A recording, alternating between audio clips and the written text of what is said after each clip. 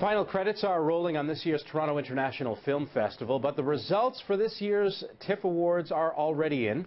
The winner for People's Choice, 12 Years a Slave. And if history is any indication, that film will be ramping up for a busy award season. Twitchfilm.com film critic Jason Gorber is still not filmed out. He's right there in the cinema. That has been your home, hasn't it been? Yeah, no, so I'm the last man standing. As you can see, the theater may be empty, but I'm still here, just trying to do what we can here, Scott. Okay, so yeah, what do you think? What do you think of the People's Choice? Honestly, this is one of the least surprising People's Choice wins in many years. It is an extraordinary film. We talked briefly about it last week. It is an absolutely incredible film by Steve McQueen with an impeccable cast, and it's a film that tackles an incredibly touchy subject, namely the history of slavery, but does it in a way which is so beautiful and so nuanced that it absolutely works tremendously. This is a film which is going to garner all kinds of awards, but will also hopefully garner discussion. And because of that, I think this is actually an incredibly great and important film. And I'm really super pleased about that this is the film that took home the award. Now, other potential Oscar contenders out of this. Well, another one sort of slightly out of left field. Well, first of all, Gravity. Alphonse Cuarón's Gravity is an extraordinary achievement, just a cinematic masterpiece. 93-minute glorious travel to space. When that opens in a couple of weeks, definitely people can see it. And Denis Villeneuve, Canadian Denis Villeneuve, has done Prisoners, which was one of the runner-ups for People's Choice Award, and I would expect absolutely a lot of nods during Oscars. Now, I didn't love it as much as some people, but it's definitely a film worth seeing. And a lot of people very impressed with the offering of documentaries this year. Exactly. Speaking of Oscars, I mean, a ton of docs that play at TIFF go on to eventually win that Oscar as well. Not only is TIFF a launching ground for feature films, but also for documentaries. And there's one extraordinary film that we talked about it again last week, The Square, which took in the top documentary prize. Heck, I was wearing the shirt last week, so I'd like to think I gave a little bit of a punch to it.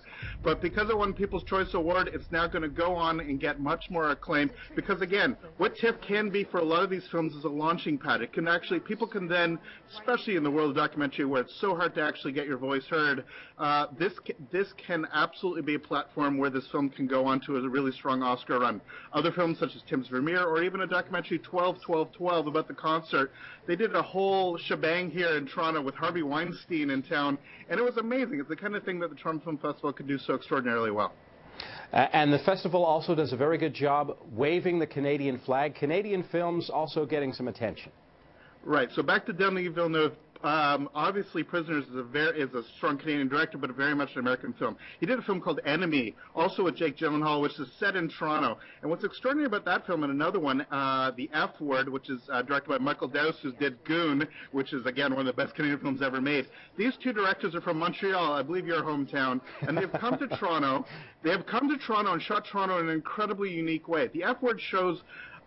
which F word meaning for friend, by the way. The F word shows Toronto in the way it's not shown. Normally, when they shoot Toronto, it's like 2 blocks of the Annex, if you're familiar with the city. It's just around Bathurst and Bloor. The F word, they go to the beach. They're in and around Leslieville and Riverdale, which, as somebody who's an East Ender, I'm really happy with. They go to the Royal Theatre. It's amazing, beautiful. It makes you want to move to Toronto. Enemy, on the other hand, is the concrete jungle and construction and highways. So it makes us look like we're somewhere in a war-torn area. So between those two films, you have an incredibly interesting way and a cinematic way of showing the city in a way that somebody like even sometimes David Cronenberg, but definitely Adam McGoyan, who's a nice local boy, has never really been able to capture. These two films are extraordinary that way. Okay, so festival wrapping up. What do you think Festival 2013 did for Canadian film and for the city of Toronto? Let's face it, that's where the thing is based.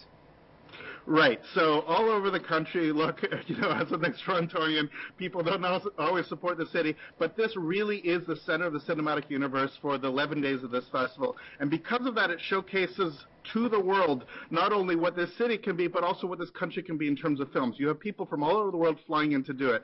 Not only that, obviously we get to see crazy things like the Midnight Madness program, which celebrated its 25th anniversary. Super amazing stuff. And what's so amazing about this cosmopolitan city, when a film like R100 played, starring a Japanese superstar, where here, Hitoshi, we're not really familiar with his work. People were going crazy, much bigger than Brad Pitt or Sandra Bullock. They were going nuts for this. That's because this city is such a wonderful mix of people, and they come out for this. It's like World Cup time. It's the time of year that people from all nations that have come to this country can celebrate the individual voices of cinema. So honestly, I'm like completely spent. I've seen, I think, 67 movies over the last several weeks. And I still have a few more to go, but it has just been an absolutely extraordinary time. So what can I say? TIFF is a wrap. Jason, I'm going to remind people they can follow you on Twitter at Filmfest_CA. And I know it's going to take 5 burly security guards to kick you out of there. Thank you very much. And I do have to give a quick shout-out to our long-standing producer, Farzad, who is leaving us. Farzad, we're going to miss you, my friend.